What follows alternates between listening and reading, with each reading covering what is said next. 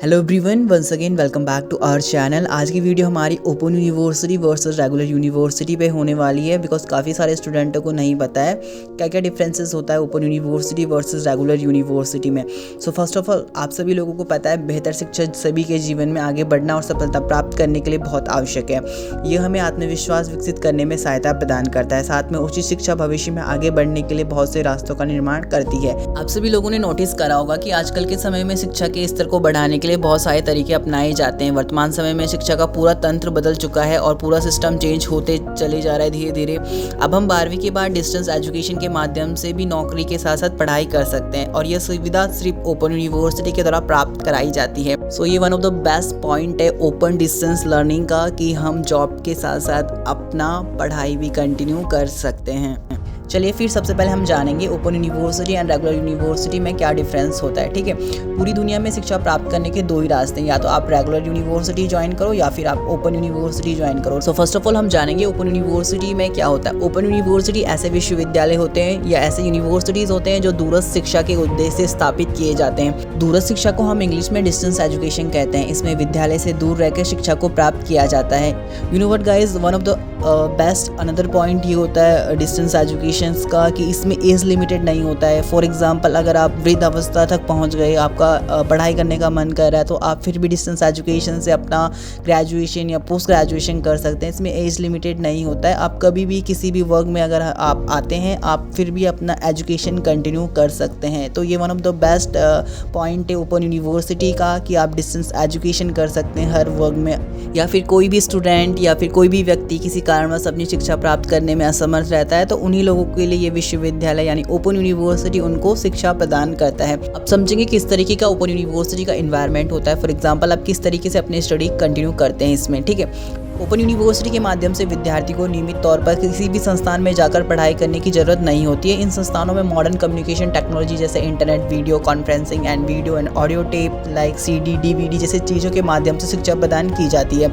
विद्यार्थी को इसमें सेल्फ लर्निंग मटेरियल दिया जाता है जिसकी सहायता से हर चीज़ इसमें विद्यार्थी की संख्या की कोई सीमा नहीं रहती है, रेगुलर एजुकेशन में होती है। और साथ ही में आपने वन थिंग्स नोटिस करी होगी कि इसमें आपका पढ़ाई करने की फीस रेगुलर एजुकेशन के मुकाबले काफ़ी कम रहता है। और एज यू नो दैट कि डिस्टेंस एजुकेशन से किसी भी व्यक्ति को काम करने के साथ साथ पढ़ाई करने का अवसर भी मिल जाता है। अगर किसी भी छात्र के किसी कारणवश 10वीं और 12th में परीक्षा में कम नंबर आए हैं तो वो ओपन यूनिवर्सिटी से मनपसंद कोर्स में दाखिला उसे मिल जाता है।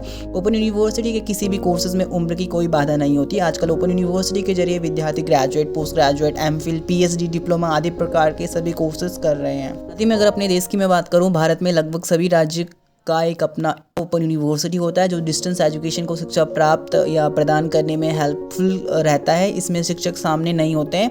इसकी पाठ्यक्रम सामग्री यानी स्टडी मटेरियल ही शिक्षक का काम करता है। साथ में रेगुलर एजुकेशन की तरह इसमें प्रतिदिन आपको क्लासेस अटेंड कर नहीं जाना पड़ता है, बल्कि हफ्ते में 2 या सैटरडे संडे को मेनली अगर स्टडी सेंटर के द्वारा क्लासेस हेल्ड करवाई जाती हैं देन आप अटेंड कर सकते हैं। इस शिक्षा संस्थान में समय समय पर परीक्षाएं नहीं करवाई जाती हैं जो केवल 1 साल में या फिर आपके अगर सेमेस्टर सिस्टम है तो आपके 6 मंथ्स में आपकी परीक्षाएं आयोजित करवाई जाती हैं। अब डिस्टेंस एजुकेशन के जरिए पढ़ाई करने की खास बात यह है कि इसमें पढ़ने वाले छात्र अपने स्वयं के अनुसार पढ़ाई कर सकते हैं क्योंकि इसमें कोई टीचर या प्रोफेसर छात्र के लिए उपलब्ध नहीं रहते हैं। अगर छात्र को पढ़ते टाइम कोई दिक्कत आती है तो वो उस प्रॉब्लम का हल ढूंढने के लिए अपने सेंटर के द्वारा सप्ताह के अंत में दी जा रही क्लासेस में उपस्थित हो सकता है। अब बात करेंगे इसके सर्टिफिकेट की, तो ओपन यूनिवर्सिटी से पढ़ाई पूरी होने वाले छात्रों को भी वैसे ही सर्टिफिकेट दिया जाता है जैसे रेगुलर यूनिवर्सिटी के जरिए अपनी पढ़ाई पूरी कंप्लीट होने के बाद मिलता है। बात करेंगे डिस्टेंस की डिग्री की मान्यता की, तो ये हर एक रेगुलर और गवर्नमेंट जॉब्स के लिए वैलिड होता है। डिपेंड करता है उस जॉब की कंडीशंस पे। फॉर एग्जांपल अगर किसी भी गवर्नमेंट जॉब्स या प्राइवेट जॉब्स में बताया गया है कि रेगुलर छात्रों को ही मान्यता दी जाएगी देन दैट केसेस में ओपन यूनिवर्सिटी की मान्यता वहाँ पे नहीं रहती है। अदरवाइज हर एक गवर्नमेंट जॉब्स के लिए ये वैलिड होता है। सेम एज इट इज़ ये कंडीशन डिपेंड करती है इंट्रेंस एग्जामिनेशंस और कॉम्पिटिटिव एग्जामिनेशंस के लिए भी। अगर इंट्रेंस एग्जामिनेशंस में कोई टर्म्स एंड कंडीशन में बताया गया कि रेगुलर यूनिवर्सिटी के छात्र इंट्रेंस एग्जामिनेशंस के लिए अपीयर कर सकते हैं देन दैट केसेस में ओपन यूनिवर्सिटी के छात्र नहीं दे सकते।